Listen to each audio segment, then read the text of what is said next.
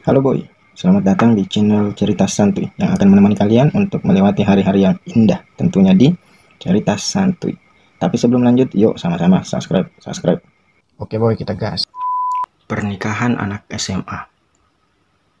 Ayuna, seorang gadis desa berumur 17 tahun. Kulitnya sawo matang, wajahnya oval, mempunyai dua lasung pipi. Sangat manis dan pintar. Anak tunggal dari pasangan Sarto dan Narti. Yuna tinggal di kampung dekat pantai Parangtritis. Sepulang sekolah, pasti membantu ibunya bekerja, yaitu berjualan aksesoris keliling pantai. Hari ini hari Sabtu, karena sekolah libur, Yuna membantu jualan dari pagi hingga sore. Tepat pukul 7 malam, kedua orang tua Yuna mengajaknya makan malam di luar. Cukup sederhana, hanya makan pecel lele di lesehan pinggir jalan.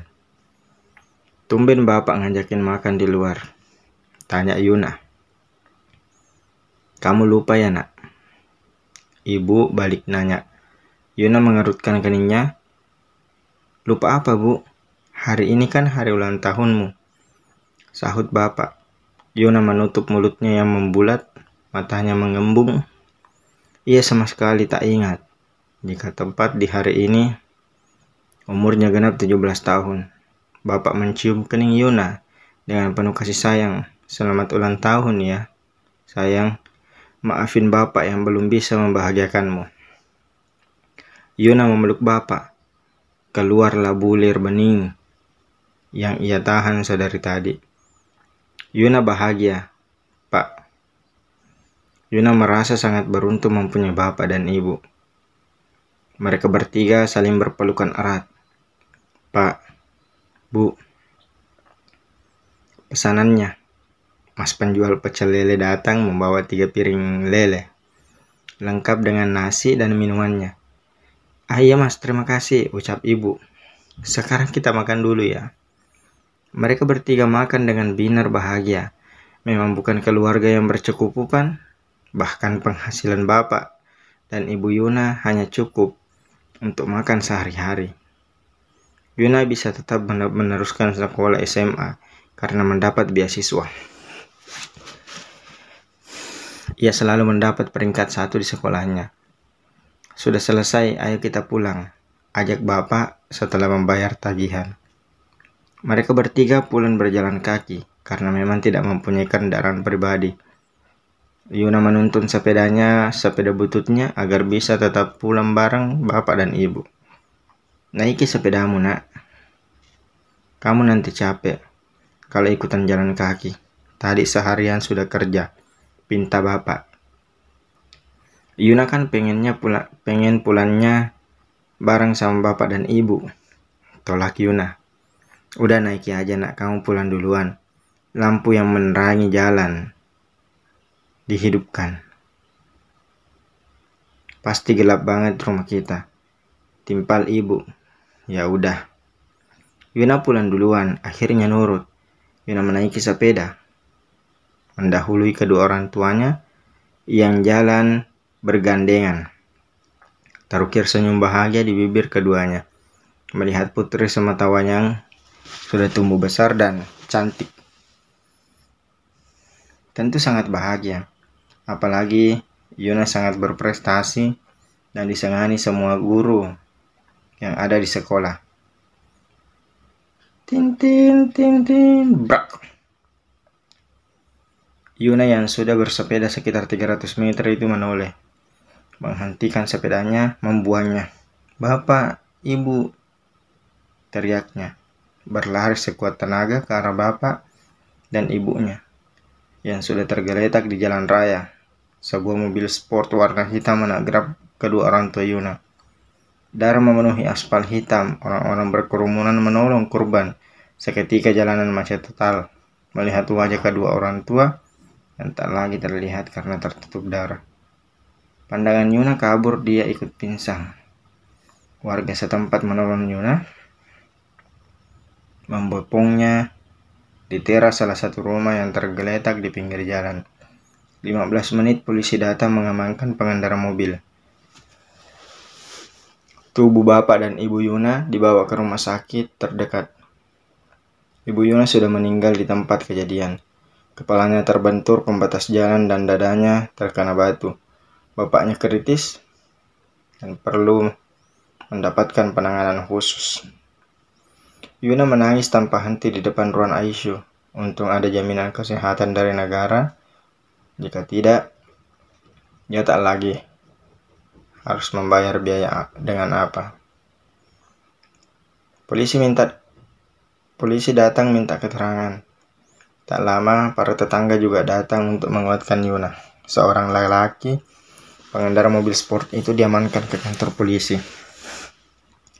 Ada 3 orang lagi yang ikut diamankan. Mereka yang berada di dalam mobil itu, Pangeran L. Jason RK, lelaki berumur 18 tahun, si pengendara sekaligus pemilik kendaraan. Bocah kelas 11 SMA dengan posisi mengantuk saat mengendarainya. Tampan, maco, keren, dan berpenampilan menarik. Rambutnya agak panjang dan diwarnai coklat di bagian ujungnya. Tinggi 180 cm dengan postur tubuh yang atletis. Seorang pemain basket terkemuka seantero SMA Serikandi Jakarta. Datang untuk berlibur ke Jogja dengan tujuan pantai Parangtritis. Nggak nyangka belum juga masuk TPR udah nabrak orang. Itu pun korban meninggal dan yang satunya kritis. Minggu pagi, kedua orang tua pangeran sudah tiba di Jogja. Mama dan papa pangeran mengunjungi rumah sakit terlebih dahulu. Merasa sangat iba saat melihat gadis mungil yang duduk sendirian di kursi besi depan ruang ICU. Berbicara sebentar untuk meminta izin menjenguk pasien di dalam.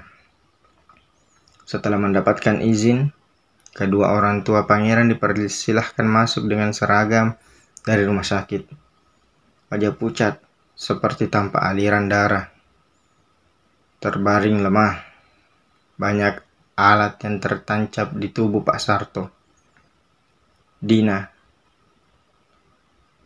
mama pangeran, menitikkan air mata melihat keadaan orang tua Seno. Papa pangeran mengelus lengan istrinya, memberi kekuatan lewat tangan. Pak, kasihan nasib anaknya. Semua karena ulah anak kita. Dina nangis. Papa akan menanggung hidup gadis itu, mah.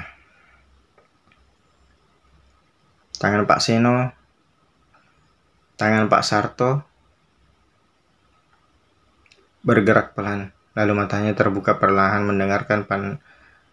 mengedarkan pandangan ke segala arah. Mungkin mencari keberadaan sang istri atau anaknya. Melihat pasien sadar, dengan sigap Pak Seno memencet bel yang ada di atas ranjang. Pak, sudah sadar. Pak Seno. Pak Sarto hanya mengangguk lemah. Di mana Yuna anakku? Suaranya sangat lirih. Dia ada di luar, Pak. Dina yang menjawab. Kalian siapa? Belum sempat menjawab Pak Seno. Dokter dan 2 orang suster datang, meminta Pak Seno dan Dina keluar ruangan. Di luar Yuna tak banyak bicara. Ia hanya duduk diam dengan kepala menunduk berdoa dalam hati agar bapaknya selamat. Ketakutan itu sudah menjalar di dalam hati. Ibuku sudah tidak ada. Tak akan kuat jika bapaknya pun ikut menyusul pergi. Kembali setetes air menetes dari sudut mata. Yuna mengusapnya dengan kasar, tak menyadari jika Pak Seno memperhatikannya sedari tadi. Ceklek. Dokter keluar dari ruangan. Saudara Yuna, pasien ingin bertemu dengan Anda. Dengan cepat, Yuna berdiri dan segera masuk ke dalam ruangan. Pak Seno mendekati dokter lelaki itu. Bagaimana perkembangan pasien, dok? Dokter menghembuskan nafas resah. Tidak bisa terlalu banyak berharap, Pak. Bisa jadi besok atau besoknya. Jelas dokter.